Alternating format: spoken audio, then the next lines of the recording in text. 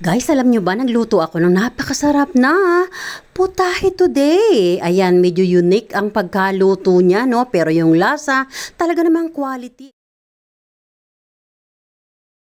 Good day, people! Ayan, samahan nyo si Tita Wena. Tayo ay mag-titinola ng napakasariwang isda. Tingnan nyo naman ang mata niyan. Super liwanag, parang mata mo. Ayan, guys. At ito ang ating mga isda ay nalinis na natin. And yes, alam nyo ba, sariwang-sariwa ito kanina nang dinala dito. Medyo humihinga-hinga-hinga pa.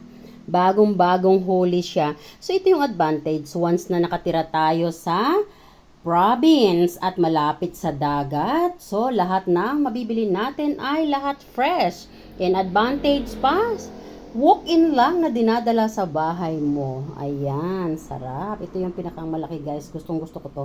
Pero, gusto rin kasi ito ng aking growing boy. So, sa kanya na lang yan. Ayan. Ayaw niya to kasi hindi ko alam kung bakit. Ready snapper. Pero okay lang. Lahat gusto ko as long as fresh yan. At yan nga po ay ititinola natin sa spinach. Ayan. Guys, yan ay tinola, pero lalagyan ko siya ng pang-asim. Ayan. So, this is my method, ha. So, yung ating spinach, very fresh. Ayan, hinarvest ko lang yan sa terrace ko. Ayan, look at that. Diba? At syempre, meron tayo ditong patola. Hinarvest ko rin yan sa yard. Meron tayong green chili. At pipigaan din natin ang kalamansi. Patapos nating ilagay ang pangsigang. Ayan. At ating fish cubes.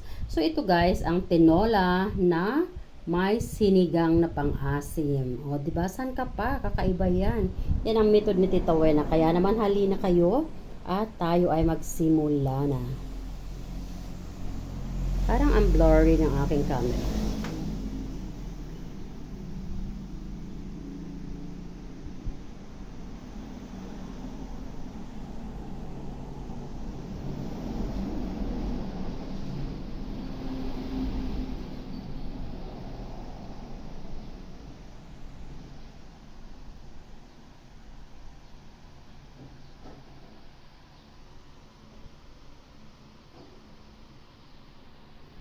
Magisa na tayo mga guys para mayroon tayong ulam na masarap.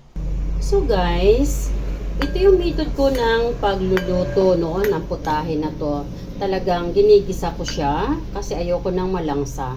Syempre, inuna ko nang ginisa yung ating luya.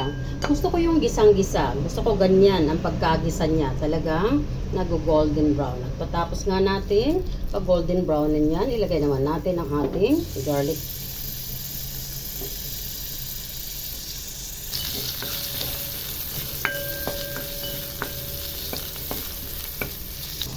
Pwede na rin natin ilagay ang ating onion. Ang hirap pag ikaw lang naging ka-camera, no? Ikaw mag-isa yung nag-film. Ikaw yung nagluluto. Ikaw yung nagka-camera. Medyo struggle. Pero okay lang. Carry lang. So, ayan. Matapos na natin ilagay yung ating sibuyas. Ilalagay na natin one by one yung ating isda.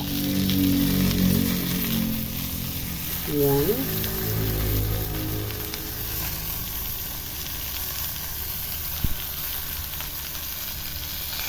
Ayan.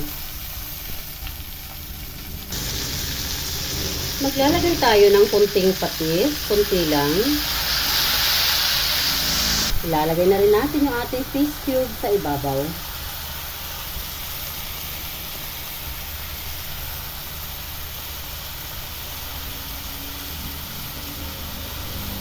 And then, lagay na rin natin yung ating sili dyan at ang ating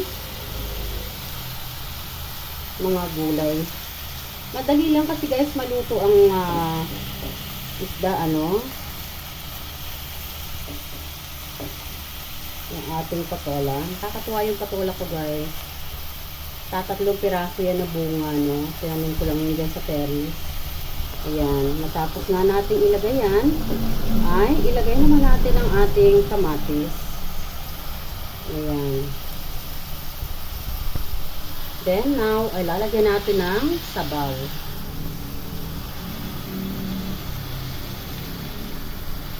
Yung ating isda, guys, ay 1 kilo at 1/4. Pero maglagay kayo ng sabaw according sa gusto nyo.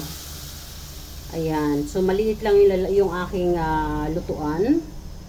So, I guess, yung sabaw natin ay okay na yan. Ayan. At bago po nga yan takpan, maglalagay na rin ako dito ng konting ginisa mix. Ayan. Yung ginisa mix natin ha, no measurement. Kayo na lang ang bahalang magtansya. Ayan, mukha lang marami yan kasi nakatutok masyado yung camera. But actually, it's okay. Not so much.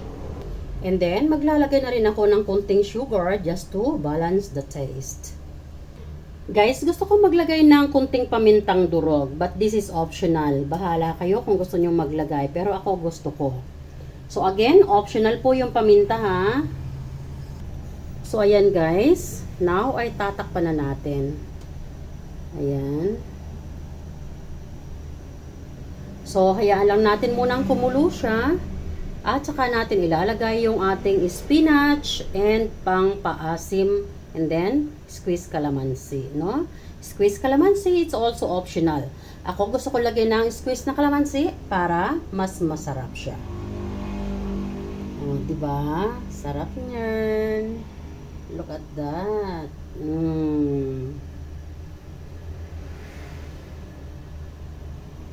So, hintayin natin kumulo yan. So, ayan mga best. Dahil na kulong-kulo na siya, halika na. At ilalagay na natin yung ating spinach. At bago na nga natin ilagay yung ating spinach, ay ilagay na natin yung ating pangpaasim na sinigang sa gabi. Complicated ba ang luto ni Tita Wena? But believe me, ang sarap-sarap nito guys. Talaga namang sasabihin mong, pwede pala yun. And yes, ito yung mga technique ng mga nagbabago na ang appetite, no? So, hindi na kasi kaya ng appetite ko, yung basta lang nilalagay na normal yung mga ricado. So, kailangan there is something special na. Kasi alam nyo na si Tita Wena, it's getting younger. So, yun na lang gamitin nating term. Understood nyo na yun. At yan nga, ay ilalagay na natin ang ating spinach. Ayan.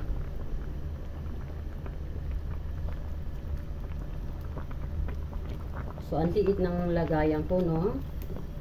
Ang liit ng aking lutuan. Ayan. Ayoko ng overcook na spinach, guys.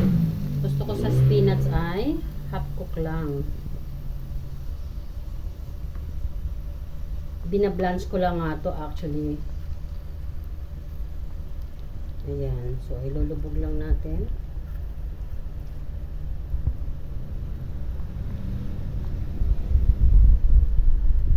Liit ng ang liit ng lutuan ko. So, I guess kailangan kong dapat nilaki-lakihan ko ng konti. Akala ko kasi guys, 3 lang yung lulutuin kong isda. Pero minessage ako ng aking growing boy na gusto niya ng more fish. So, kaya inubos ko na lang lahat. And then, hindi ko na pagtanto. Hindi ko napalitan yung lutuan.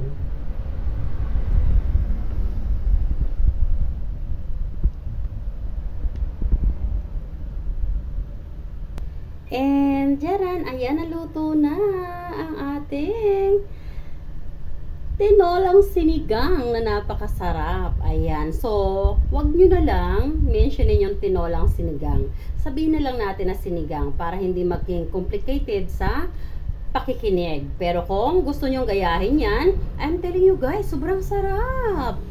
Yan, sundan nyo lang yung pattern niya from beginning to end at talaga namang mapapa-olala ka sa sarap. Ayan, so sana ay nakapaghatid din naman ako ng napakasarap na lutuin sa inyo. This is Tita Wena always saying, don't forget to keep loving one another. Siyempre pa, titikman muna natin yan. Guys, perfect ang lasa. At patayin na nga natin yan para hindi ma-overcook ang ating gulay. Thanks for watching mga Beshi Love. Ayan, so kakain na kami. Sarap ng ulam natin. At ang ating spinach, highly nutritious. Ang ating fish, very fresh talaga. Thanks for watching. Bye. I love you all. God bless.